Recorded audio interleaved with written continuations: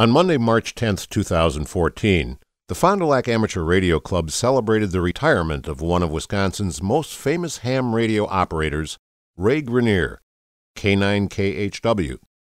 Ray retired this year after spending 50 years at Amateur Electronic Supply in Milwaukee. He is now a consultant for West Mountain Radio.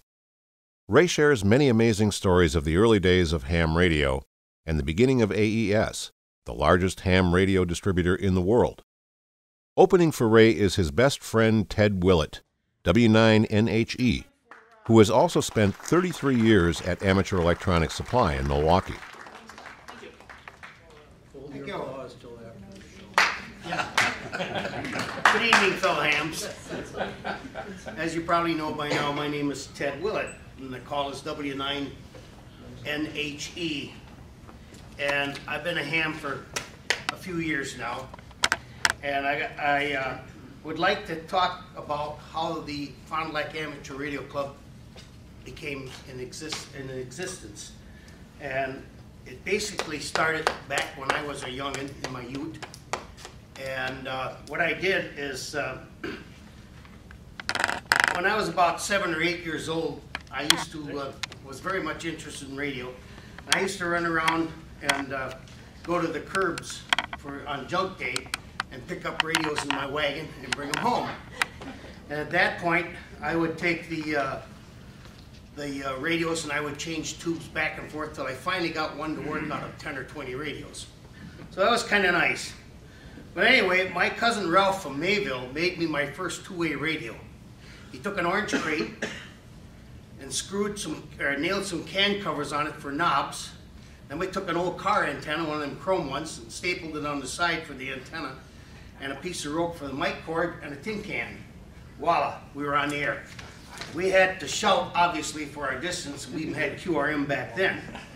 But anyway, after going around with the city Fond du Lac, checking the curbs, that's when I found all that junk. And of course, you'll love this one. I found a Model T Hornet at the Sadolph Junkyard one time. And I brought the thing home, and I cleaned it up, and I noticed the two wires hanging out of it. I didn't realize it only ran on 6 volts back then, but I figured the 2 wires was pretty good, so I took one of the old radios and cut the AC cord off of it. And I wired it on there, and I plugged it into the 110. Well, that thing let out a scream you wouldn't believe. It sounded like a water pump without water. Anyway, after it popped, the commutator caught on fire, burned a hole in my mother's nice carpet. So, needless to say, I couldn't collect junk anymore for a while. But again, I was only 8 or 9 years old. So that worked very well. The sound that it made was ear-piercing. It was just absolutely phenomenal.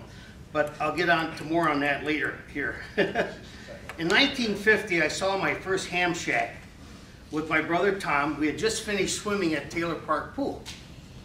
And I saw this car go by with this great big fiberglass whip on the back of it. And he actually had a rubber hose around the spring with clamps because the thing was really swaying back and forth. And I saw him drive onto Ruggles Street, which is on the south end of the park, and then he turned into a driveway. So my brother and I snuck over and walked up in the driveway, and in the backyard we were at awe because here's this garage with this great big wooden tower on top of it with a couple of 2-meter beams up there. Homebrew, everything was homebrew. In fact, I remember he had a wooden pulley up there that the rope came down through the 2 holes in the roof of the garage, and then he had a steering wheel underneath there, and he could turn that thing to rotate the beam, and it would just like, you know, shift around and go. But that was kind of neat. But anyway, we looked into the back window of the garage, and I saw this man bending over this wooden cabinet, which was about this big and about that high, and right in the middle of it looked like it had a movie screen, and it had radio knobs all over it. And I looked again, and I could see, I remember it very clearly, Felix the Cat was on there in black and white. And that was the first TV set I ever saw. This guy built it. So we knocked on the door, and he came to the door and let us in. And he introduced himself, and I told him I was interested in radio, and his name was Earl Jenkins, and his call was W9LUQ. So he showed us around the ham shack. He also showed us how the equipment actually worked and told us about antennas, and he even told me about the QSL cards he had hanging on the wall back then, which I thought was pretty nice. But anyway, Earl was one hell of a mentor for me for the rest of my life, or until his life ended anyway. I found Earl had a well-developed sense of the ridiculous. He had a klaxon horn on his car. And most of the hams were members of the Foo and Aruga Club back then. And some of the old timers probably remember that. That was nuts for them, but yet, if you said Foo and Aruga forever, they knew what you meant. That was the saying back then. We became very good friends. He was my mentor, and he worked for KFIZ. He was a broadcast engineer. And sometimes in the evening, I would hang out there when he worked. In fact, as time went by, I got my ham ticket, and Earl helped me get my commercial ticket, where I was able to get a job at KFIZ. He got the job for me, so I worked there for a while. Anyway, one afternoon in 1952, I asked Earl, "Do you think we should start an amateur radio club?" So I put an ad in the Fond du Lac Commonwealth Reporter, whatever it was. I paid for it. A week later, the first meeting was held at KFIZ in Studio B. There was about 15 or so showed up. From there, we went to a TV service shop called Kenworth TV Sales and Service in the basement. We had our next meeting there. At that point, we had about 25 people show up. From the TV service shop, we moved the place to the Fond du Lac Vocational School Annex. And we had our meetings there, and we were in the shop classroom, but they had a blackboard, so we were able to give code classes and theory classes in there. And of course, now we had a radio club, so we had to vote for a name. Well, we voted for the Fond du Lac Mike and Key Club, and that was the name of this club. Fond du Lac Mike and Key Club, we were using the name from 1953 to 1955. When we went to register the name, we found it was taken by the Green Bay Mike and Key Club. We tried to register with the state for tax purposes or whatever. And so now we settled on the Fond du Lac Amateur Radio Club. That's what it's still called today, I believe. So by this time, the club was well underway. We had a roster of 44 members. And in its early days, Terry Sturman, W9NHE, who was the owner of Amateur Electronics Supply, published a newsletter. Terry's dad owned Harris Radio Corporation, which was located on North Main Street. Well, the reason why we had it at Harris Radio, or went to Harris Radio, because it was the big hangout for hams back then. I mean, guys came down from Appleton, Oshkosh, Green Bay, Sheboygan, all over. They all came to Harris Radio on a Saturday morning. And Terry would be there trying to sell his equipment that he started running a store in the front of his dad's store. Anyway, that became the hangout for the hams. Besides that, it was the only place to buy equipment at that time, unless you wanted to order from Radio Shack or Heathkit or Johnson or any of those other mail order houses. Earl, W9LUQ, and Fred Stolte, W9UFW, and myself went to Vic Capelli. Victor Capelli was the mayor of Milwaukee, of Fond du Lac back then. And the only reason why we went to him is because I knew Mr. Capelli, because I chummed around with his son. So he met with us, and I asked if we could, we wanted a clubhouse. And I said, there's a small vacant building that was used by the Fond du Lac Water Ski Club, which was located right across the road from the boathouses. However, it was underneath the high tension lines. So it made an excellent clubhouse, because our radios only got 35 S9, 35 dB over S9 on line noise signals there. Yeah. So we asked many, many times and requested the city to have the clubhouse moved, to no avail. We had the radio events covered from the ARL contest, and our biggest was Field Day. And the first Field Day was at KFIZ Swamp, which was located up on Scott Street. And at that time, where the tower is now erected, but at that time it was nothing but a cattail swamp. So I had a cartoon that we did, because it got rained out the first day, and by the time we left there, water in the tent was that deep. I had rented the tent from my uncle at the rented shop in Fond du Lac, and so it was that was in June, so about August, he says to me, he says, Teddy, when are you going to bring my tent back? I said, oh, I forgot about that. So I had to wade out into the water, get the tent, and bring it in. When I did, it was all moldy and shot. So he ended up tossing. After that, he wouldn't rent me anything else. But anyway, the hidden transmitter hunts we had was every Friday night on 6 meters. The starting point was the beer hut. We'd start out, we had maybe 10, 15 guys with 6-meter mobiles, and one guy was designated the dog or the rabbit or whatever you call it, and he disappeared somewhere, and then we'd all have these transmitter hunts. And they worked out very well. And we also provided communications on 75 meters with the Winnebago Marathon outboard motor races, if anybody remembers those. They took off from Fond du Lac, and they went up to Oshkosh, up to the river, through Butamore, all the way up to Winneconne and Orahula.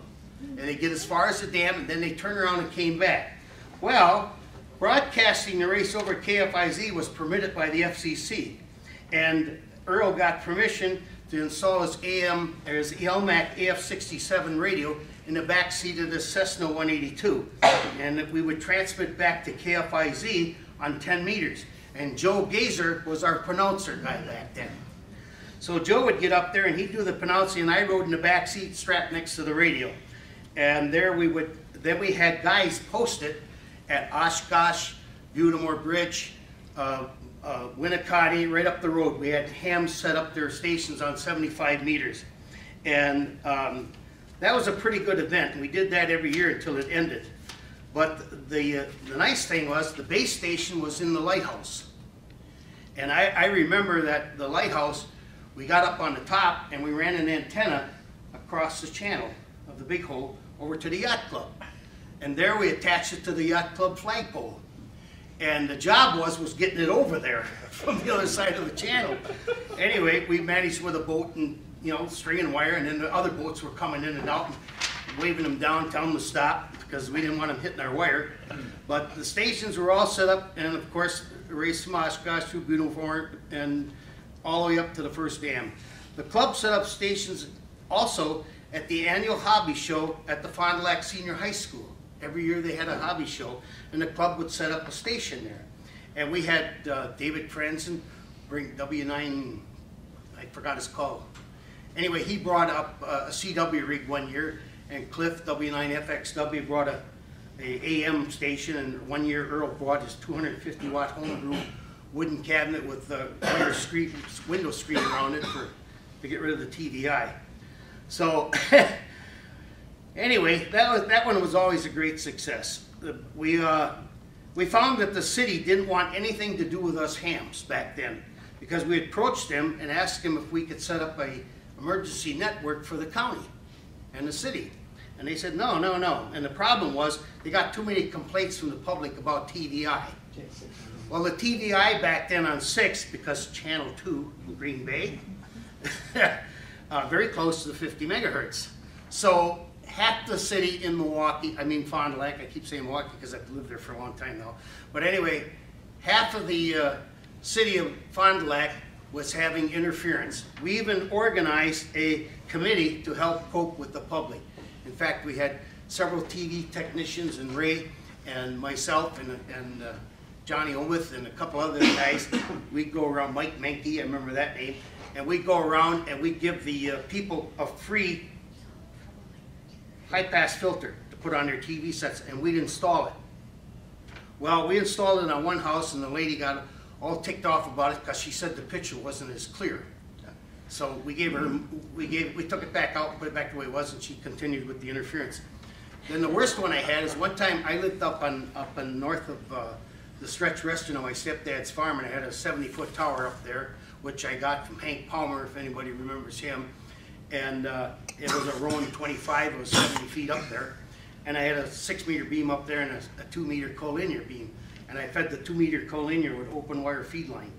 So, and then of course I had 4 half waves in phase on 75 and running a B6 610 that I got from Ray out in Lincoln, Nebraska. I had to go out and get it actually. So anyway, we approached the city and they didn't want nothing to do with us. So Maggie Smith, whom was the wife of Bob Smith, W9EBV, and Bob was my best man at my wedding, by the way. And Maggie worked for the Commonwealth Reporter, the paper. She, myself, and her husband Bob went to Madison to plead with the state that we could build an emergency radio network system for Fond du Lac County. They told us that there was no other network, that Fond du Lac County was the only county that didn't have a ham network, which was kind of scary back then because we didn't realize that. When the city gave us the go, after we came back from the state because they gave us the go, the network was on 6 meters and it was tested by a group of mobiles and portable rigs. After the demonstration, we were sanctioned by the state, county, and city for the Civil Defense Network. And I had in that copy there, there was a copy of our first, I'm going to give you some of these copies, I'm going to pass them around, but there's a copy of our first Civil Defense certificate that went out back then. Did you find it? There it is. Yep, there. So there was a certificate that had all our call letters on them. Right. And so that was authorized by the city of Fond du Lac for Fond du Lac County. So we finally got it passed in about 1957 or 58 when we finally got that thing put into position and up and running. And at that point, Fond du Lac Amateur Radio Club took off from there. And over the many years that it has been going, I consider myself a charter member because they said that back then. And anyway, it's been a long time, a great club. I love all you people. And guess what? In 1962, they finally moved the clubhouse to the other side of the park, in Lakeside Park, from out from under the power line. And the only reason why they did that, because I was a professional crack disturber, and back then, and I was in the Army. 2 days after I'm out of the Army, they moved the clubhouse. They didn't want to hear from me anymore. So with that, I will close. I will pass out, I have 10 copies of these for those who want them, of the newsletters that were printed back in 1953 to 1955, when the Fond du Lac Amateur Radio Club was called the Fond du Lac Mike and Key Club. And all of the newsletters are here. Plus, I have a copy of the original membership card to the Mike and Key Club and my amateur radio club, Fond du Lac Amateur Radio Club back then. This one was issued in '57. I think Dave has my 1955 card. So yeah. Anyway, I'd like to introduce Ray Grenier, K9KHW. He's an ex-employee, retired from Amateur Electronic Supply after 50 years. And by the way, I worked there for 33 years. So I was the print shop manager. Anyway, Ray Grenier. Great job, Joe. I'm sorry, I had it limited to 5 minutes. Well, I don't know where to begin. Are we done yet? 50 years of we've been buddies since DC the light. You know what I mean? While he was doing all of his nonsense, I guess my interest in radio started very young. Actually, World War II. We had this big old console radio in the living room. My dad used to come home at night and tune in all the World War II news. And as a 2 or 3 year old guy, I can remember sitting there watching this green eye on this console radio, 2 mini stations, the green winky. I was fascinated by it. And then, of course, during the day, Mom was listening to all the soaps. And later on, I was able to discover some of the other knobs on the radio. And I remember tuning in all kinds of whistles and screeches and noises, which turned out to be like high-speed teletype and worldwide communications, foreign languages, foreign music. And when I was 3 and 4 years old, I kind of was impressed on me. This was kind of something really different. And as I grew up, my dad got me involved in radio, and he brought home a crystal set one day. Had to assemble it. He helped me assemble it. We put up a wire in the backyard, and I'd sit there and tune in KFIZ. That's the only thing I could get on the crystal set. And he was thinking we could get a little further distance, so he went back to the radio store. I don't know what store that was, but he came home with a Fillmore, a commercially made Fillmore crystal set. And we were getting some stations out of Milwaukee at night now.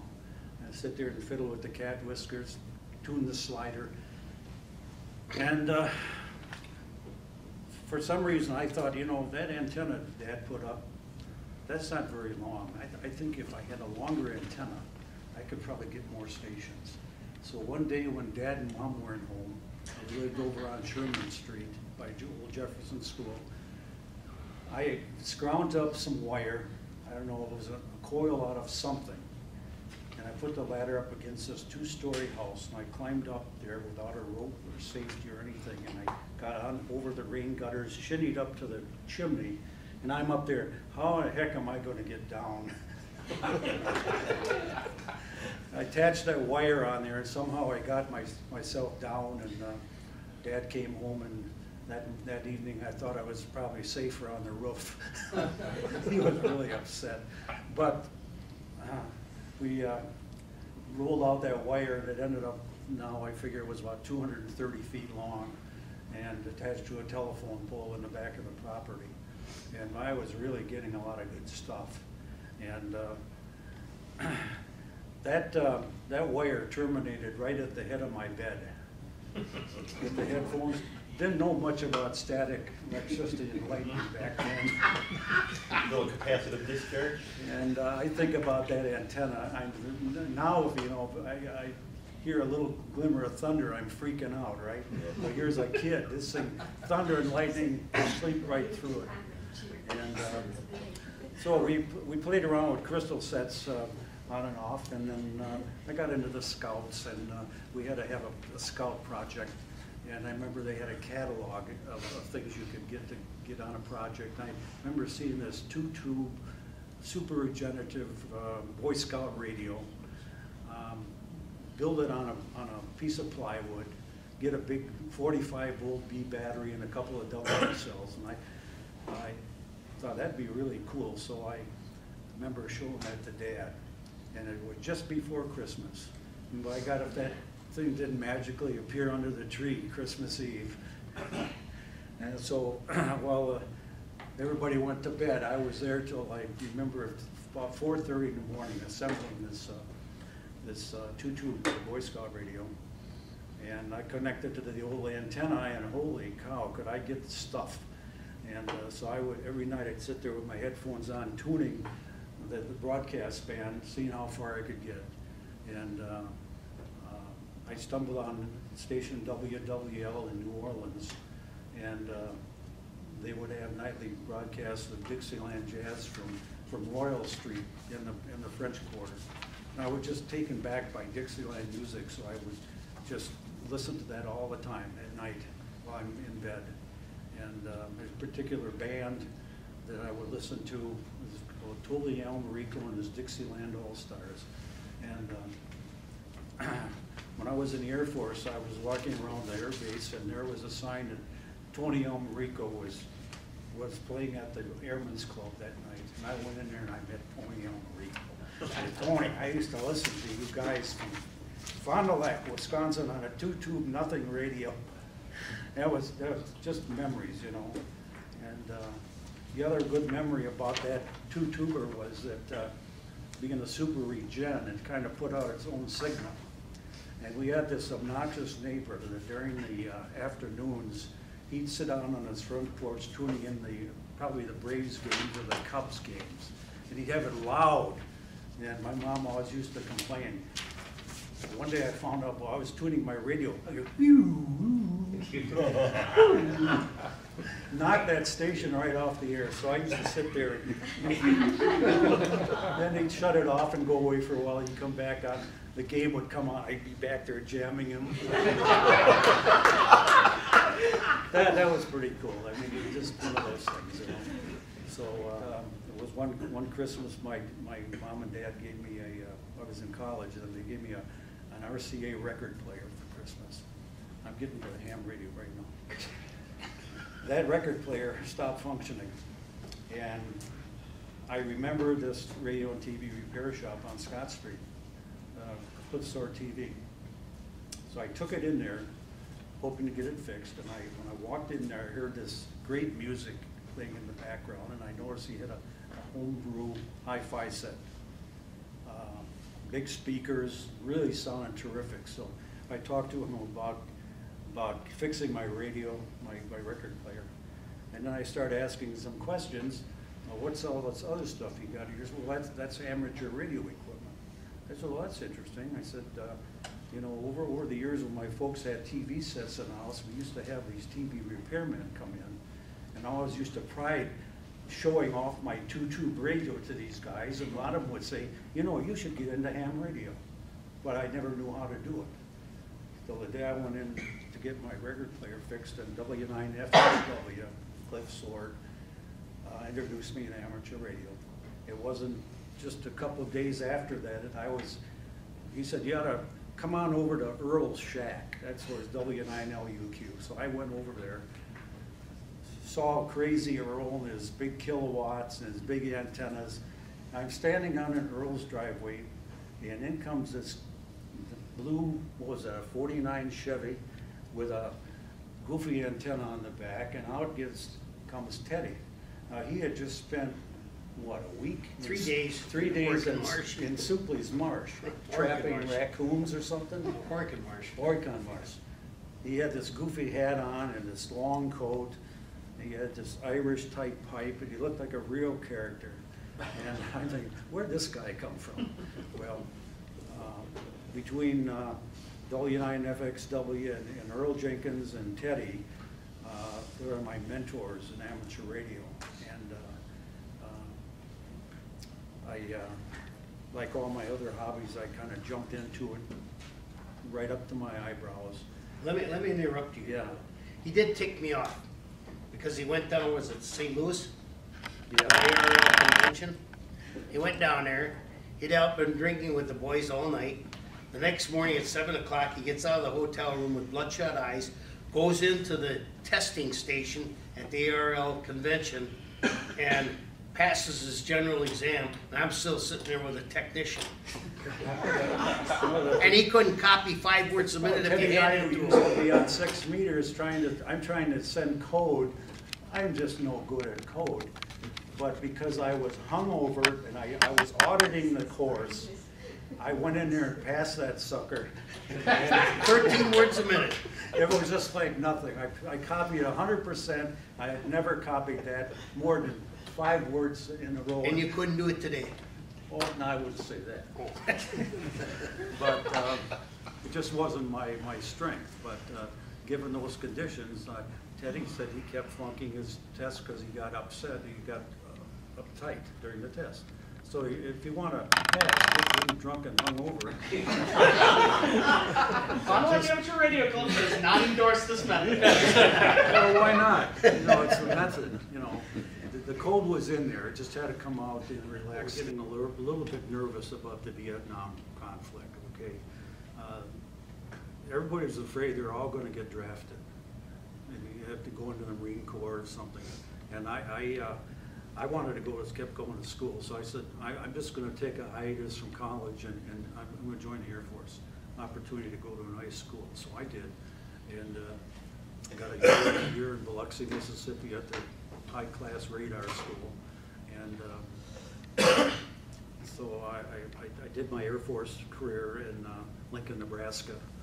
And at the same time, I had my first class commercial license, so I had a particular situation in the Air Force where I say I always worked part-time for the Air Force and full-time for a radio station, KLIN, as an engineer.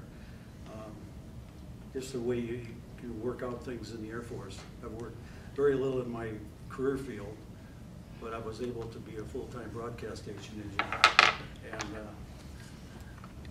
And really into ham radio up to my eyebrows. And backtracking slightly, Terry Sturman and myself and Teddy, we all went to Goodrich High School. So I knew Terry in high school. You know, back then, his dad had the radio and television parts store on Main Street. And I think that his dad probably sold every component and every TV antenna that was ever was installed in this city.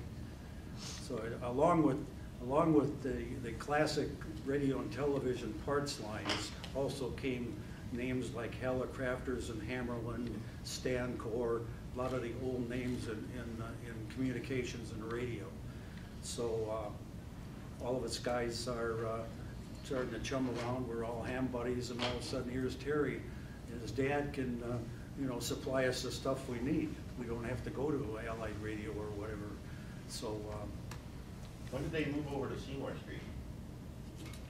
well, that was their wholesale electronics business. That wasn't amateur electronics. I thought that was Harris Radio originally. Well, Harris Radio became Wisconsin Electronic Supply after a fashion, but Right. what happened earlier was that I think it was 62, Dave. Terry being kind of an 62 they moved. about 62. It wasn't 62. But by then, Terry was pretty entrepreneurial and being a young guy, and he saw a chance to get in the ham business. And at that time, he and I would hop in his old Buick Roadmaster and load it up with gear and go to these different ham fests, up to the UP and down Starved Rock, the border, you know, within a 500-mile radius. And two guys didn't know squat about marketing or selling anything. We just kept coming down in price till somebody bought it. That's how marketing works. It was pretty crude, you know. But Terry finally graduated from Goodrich, and he was 2 years behind me. I'd already been out of school, Goodrich 2 years, and he wanted to go to Milwaukee School of Engineering and get his associate degree, and then come back to Fond du Lac to enhance Wisconsin Electronic Supply, or Harris Radio, and to put in a service department and just do more. So while he was down there, he rented a storefront on North Avenue. Actually, it was a flat upstairs in the storefront. And he would, during the week, he'd go down to MSOE and do his stuff. And then on weekends, he would come back to Fond du Lac and sell at the store on Fond du Lac Avenue. So he's working both ends, and then eventually he would start taking equipment down to Milwaukee and started penetrating the Milwaukee market.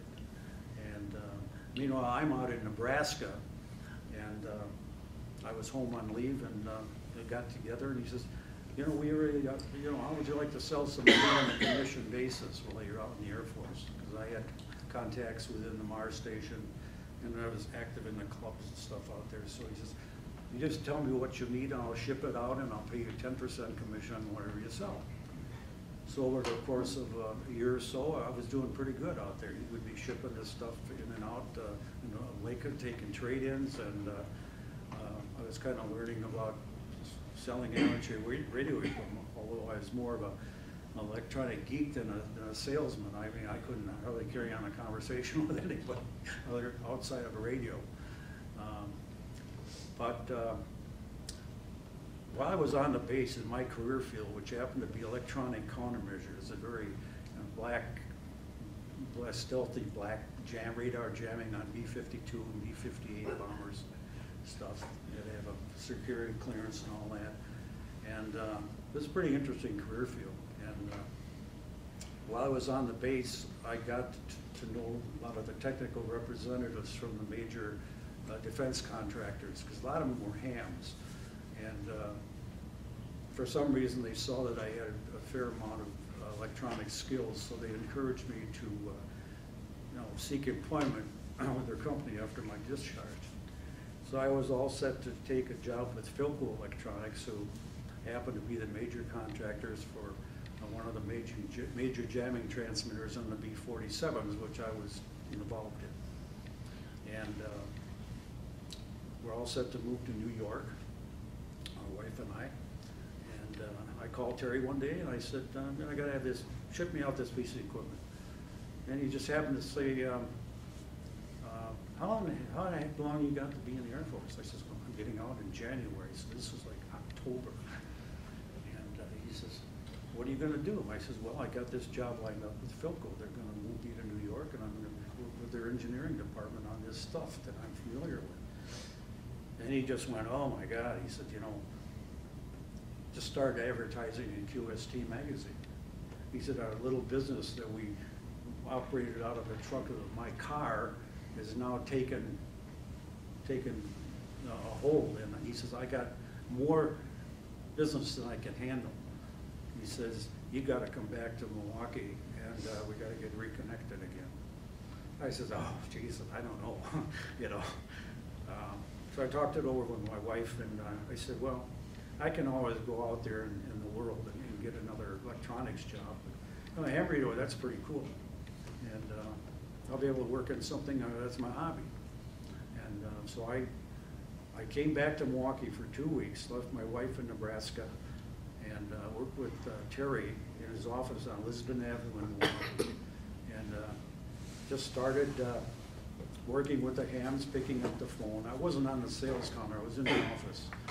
And hey, this is pretty cool. Back then, hams were a little more savvy about electronics, so you had to have a decent background in order to converse with them. You know, later on, they got a little less techy in the hobby. So this is a perfect fit. I kind of enjoyed that aspect. I said, well, I'll give it a shot. So we moved into Milwaukee in January of 1964, and I'll say I moved in to AES with a starting at the top with a chance to work down.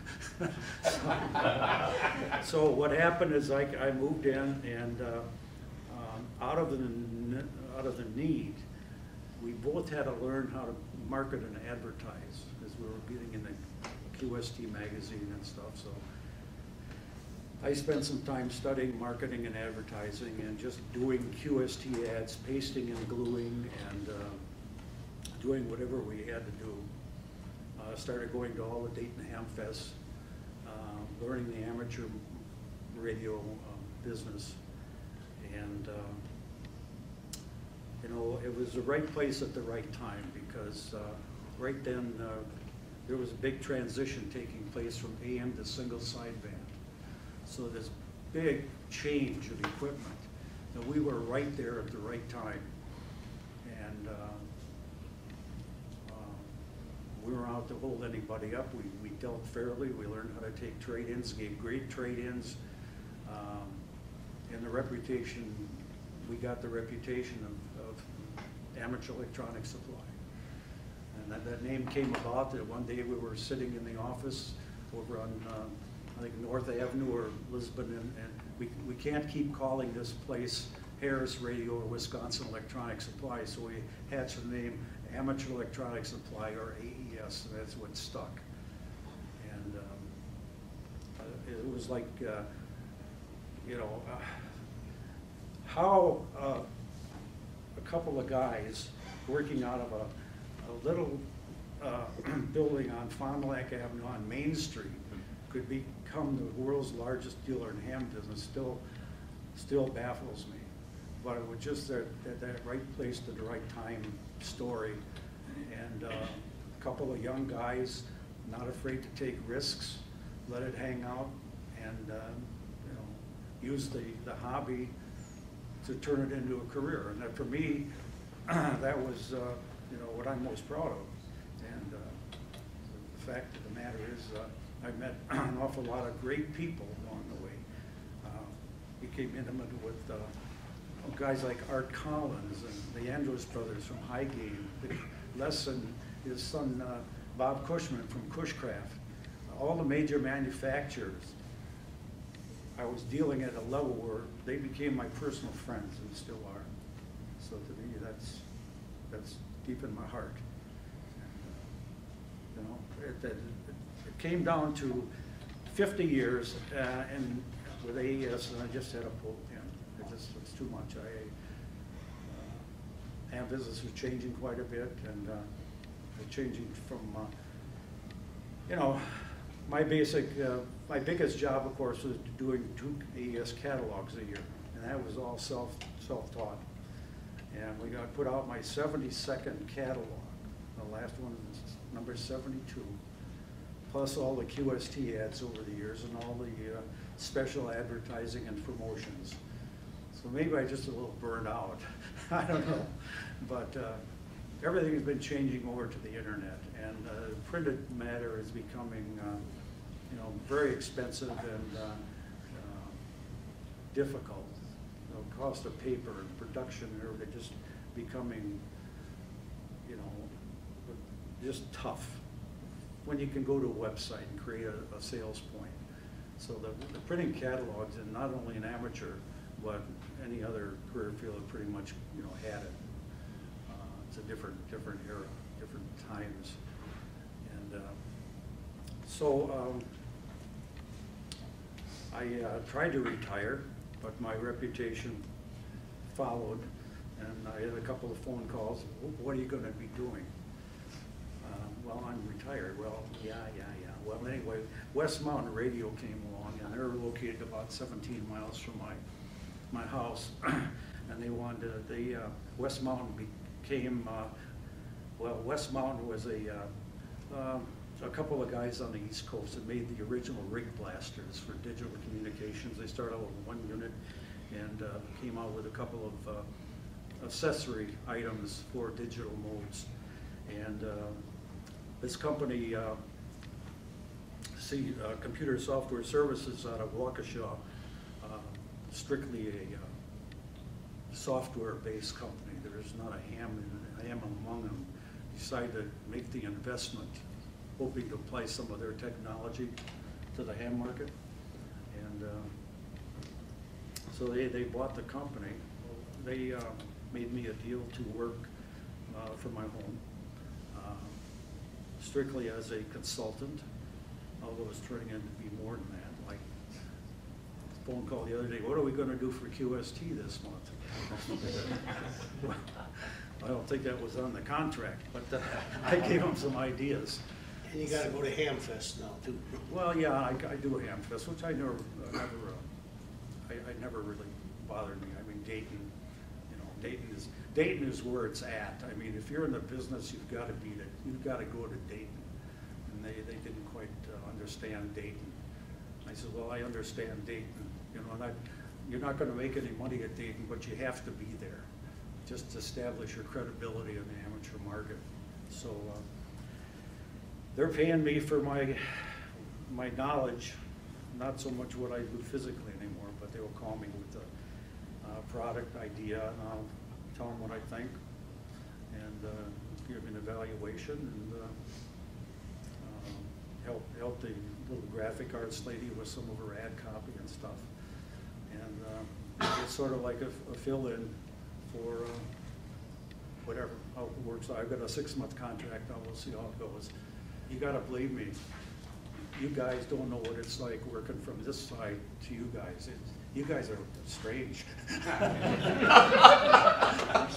But I love you all, you know, I mean, it's just the way it is. Hams are just different people, and you have to talk to them different, treat them differently, and market to them totally different. You know, hams are eternally cheap, and that's just the way it is. So that's a challenge for me, is to get this company on the right track so they can continue marketing their stuff. West Mountain Radio, their main claim to fame now is computer sound card interfaces, and they make these little things called rig blasters. This is their latest one called, this is called their Advantage, and this has taken a lot of difficulty out of setting it up for operation. Plug and play, you run all the digital modes, RTT, PSK31, FSK, whatever. But this is American made. There's no Japanese stuff in here, no Chinese stuff. It's all made and assembled right in Waukesha. And I think the coolest thing they just came out with is this gadget here. This is called their what do they call this? Rig Runner 4005i. You hook your big base station power supply up to this, and hook up your transceiver and your anything you want to switch. Now you're out anywhere with your laptop. You can log into this switch and turn anything on and off remotely. software driven. Because there's a lot of hams doing remote control now. Somebody asked me what's the future of ham radio. There's a lot of remote control operation going on. And this is one way of controlling your stuff, turning it on. You don't want to leave the house with your amplifiers and your radios and everything on. When you get to your destination, you want to flip up your laptop and go in. This has got an IP address, and these internally switches these Anderson power pole connectors to turn your different devices on. So that's way cool. And the next thing that I don't have here, but it's imminent, is their Rig Blaster Blue, which Bluetooth connectivity. So once you connect digitally, you can put on your Bluetooth headphones and walk upstairs or within 40 or 50 feet and control and talk remotely with a Bluetooth connection. With your radio sitting in the basement. Yeah. So that is taken off like crazy. They haven't got their production run going How do you yet. hook the 610 up to it? What's that? How do you hook the BC 610 up to it? Get this guy out of here. Sergeant at arms. They're coming up with like innovations. You have to have one of these before you have to sit there and configure your microphone. You got a Icom Yaesu Kenwood mic. You have to sit and put all these little jumpers. And the guys like us can't see anymore. You have to sit there and jumper. And I was like, why don't we just make a doggone block here? One block for every manufacturer. Just plug that sucker in, and your mic is configured in a second. So that's one of their innovations. So they're thinking a little bit. So that's a challenge. I'm not totally familiar with the whole line, but they've got a lot of really neat stuff, and especially in the power and control field, where if you got a rig at home running off your AC power supply, and you got a battery backup here, they've got a gizmo that as soon as your AC power goes off, within like a microsecond, an eye blink, you're switched over to DC power. And when the AC comes back on, it switches it back immediately, and then we continues charging the battery. So that's pretty cool for the remote, or a lot of this defense stuff and field work and stuff like that. They work good in the repeater circumstance. Yeah. But the way that thing is, as soon as you lose power, they just instantaneously switches over to your backup. You can't even detect the switch. They happen so quickly. Back when I was a kid, I'd go to AES and look at all of the hundreds of rigs that were on the wall for sale. Yeah. I went there a couple of weeks ago and there was one rig for sale. What happened? Was it the internet that killed it? eBay? Yeah.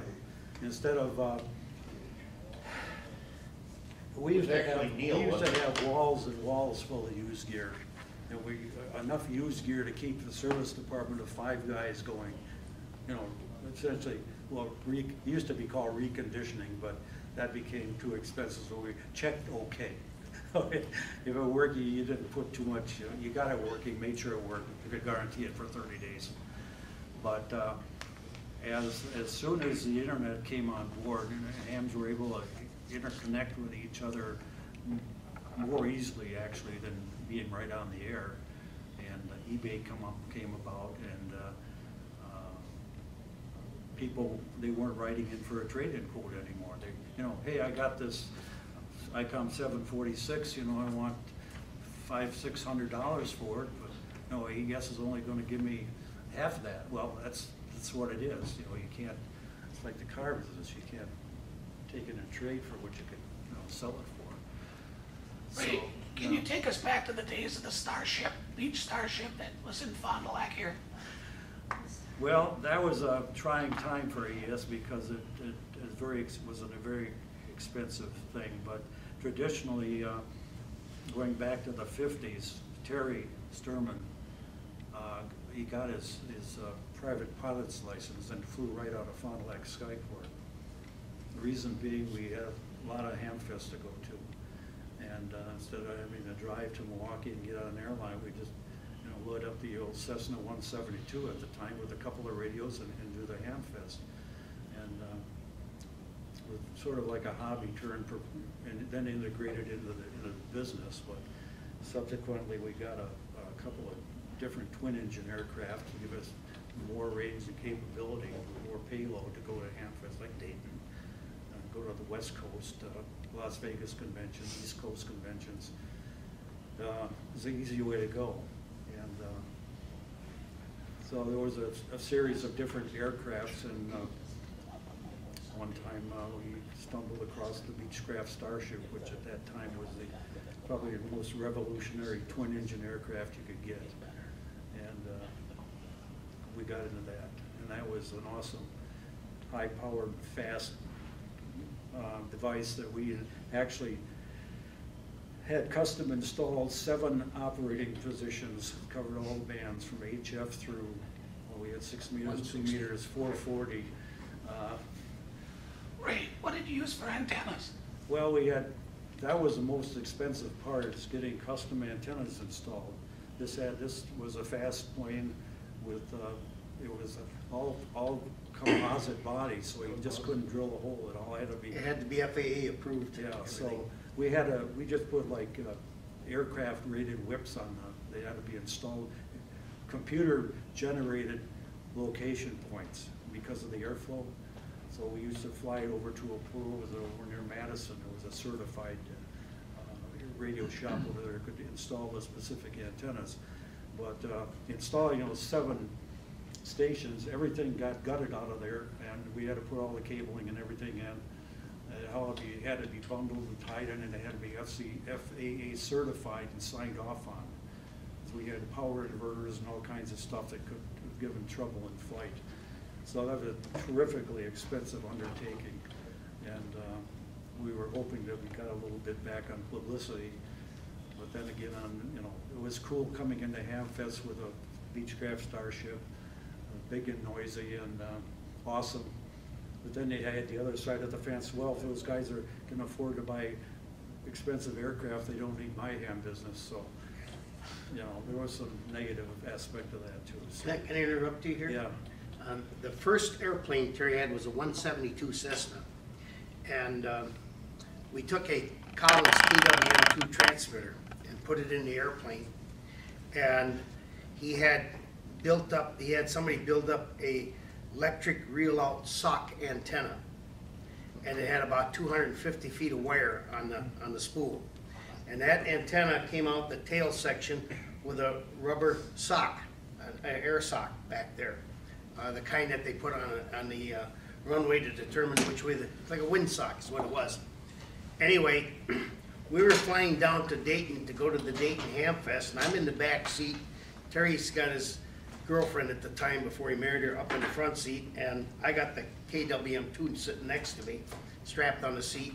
So I'm sitting there talking to all the guys on 75 meters or 40 or 20. All we had to do was hit the button on the electric sock antenna, and it had an indicator, and they were manual ratchet type indicators back then, like the old push button counters, and it told you how many feet were out.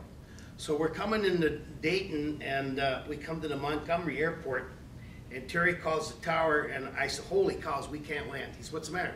I said, it says 240 feet out, and I hit in. He goes, whoa, we can't land with that thing hanging out of the airplane that far. So he calls the tower, and they said to make a flyby at 500 feet. So they're out there with binoculars watching us go by. I said, we don't see nothing, so come by again. So we come by again, they still didn't see nothing. So finally we landed, got out of the plane, the thing was hanging only that far out of the airplane.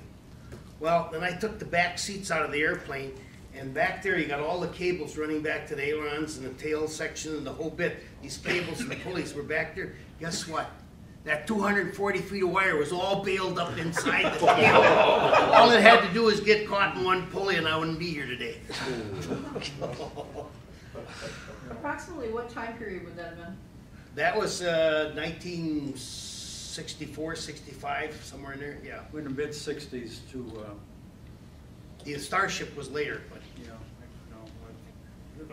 Technically I was in the Air Force, but I was able to work a lot of hours for KLIN.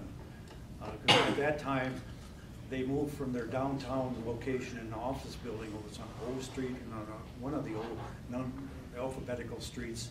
They built a facility outside of town, so I was in on the ground-up installation of the complete station. which was really an experience. One time I drove out to Lincoln to visit Ray on the Air Force Base, and it was W9LUQ and myself. We drove out there in his station wagon because Ray had a BC 610. He got out of the Air Force. He's here. You got to lug this back to Milwaukee or Fond du Lac. So he broke it in half so we could get it in the truck or station wagon. We came back, but anyway, we're out there. Ray took me on the base, and we went to the Mars station. And everybody remember Paul Stravinsky working at Amateur Electronics. He's one of the counter guys. He's the one that lost his foot here some time ago. But anyway, he still works there. And I first met him, he was at the Mars station in Lincoln, Nebraska.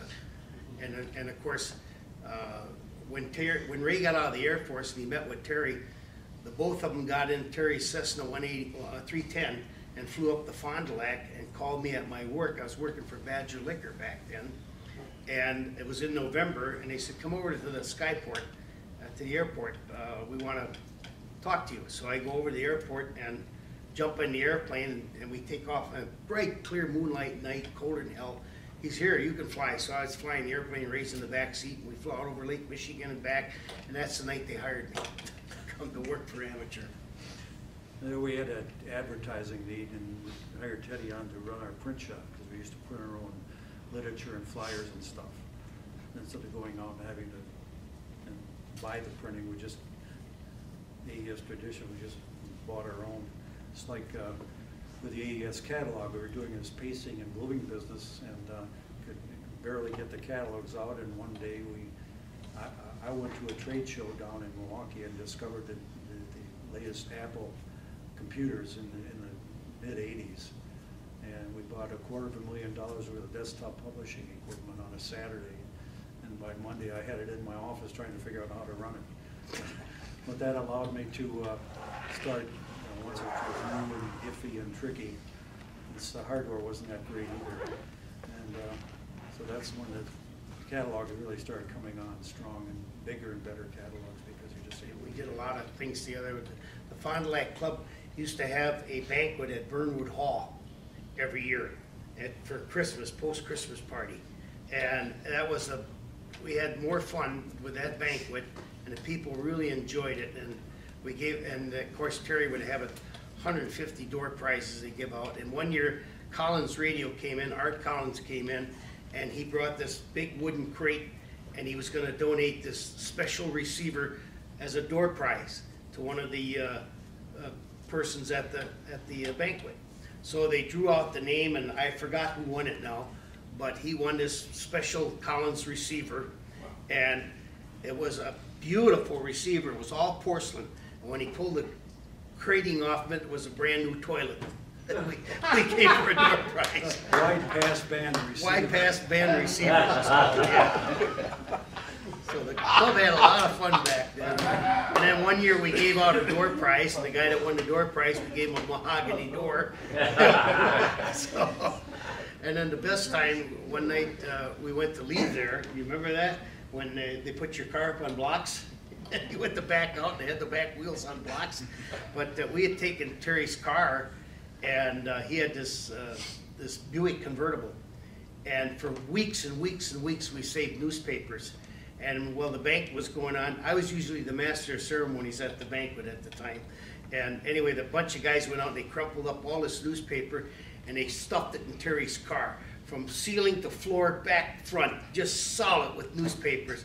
And him and Kay come out, and he opened the door, and he couldn't even get in. I mean, they had to push the door shut to get it. So he pulls a bunch of the papers out, and she pulls some out, and they get in. So Terry's driving down from where Burnwood Hall up there by North Fond du Lac on the highway.